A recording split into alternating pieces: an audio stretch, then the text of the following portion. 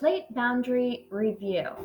I can relate plate tectonics to the formation of crustal features. Starter, name each plate boundary, convergent, divergent, or transform. So let's look at letter A. So where these two plates meet is called a boundary.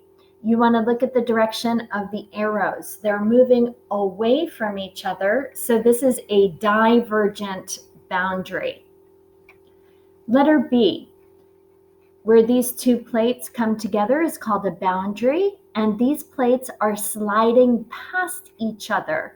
So this plate boundary is called a transform boundary.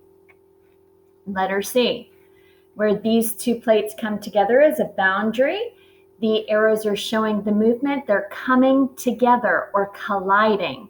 So we call this a convergent boundary. A divergent boundary, the boundary between two tectonic plates that are moving away from each other. The crustal formation depends on the type of plates that are diverging. So let's have a look. If it's a continental plate, so if it's land and land diverging from each other, we're going to get a rift valley like we see in Africa.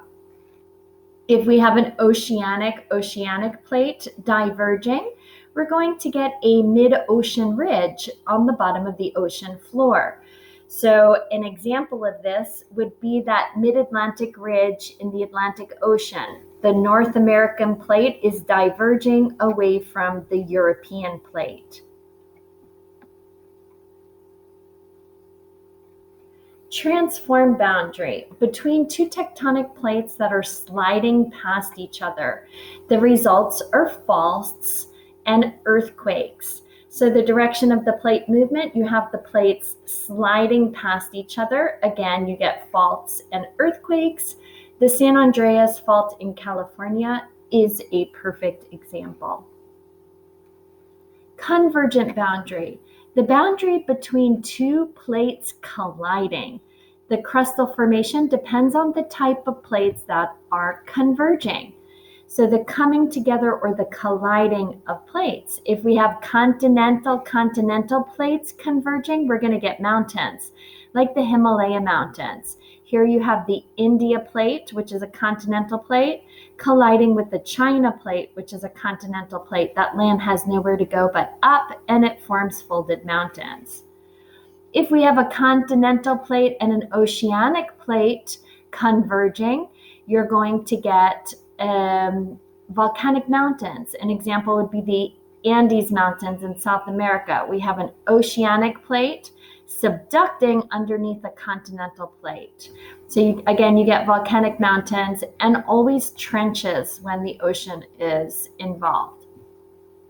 If we have an oceanic plate converging, the Aleutian Islands is a perfect example up in Alaska. So what you have here is an oceanic plate converging with another oceanic plate. The older oceanic plate, which is more dense, subducts underneath the younger one, and you get these island arcs and trenches. So today you're going to have a Schoology assessment. Good luck. You're going to have 2 tries on this assessment as well. So if you're not successful the first time, please try again. I hope that was helpful.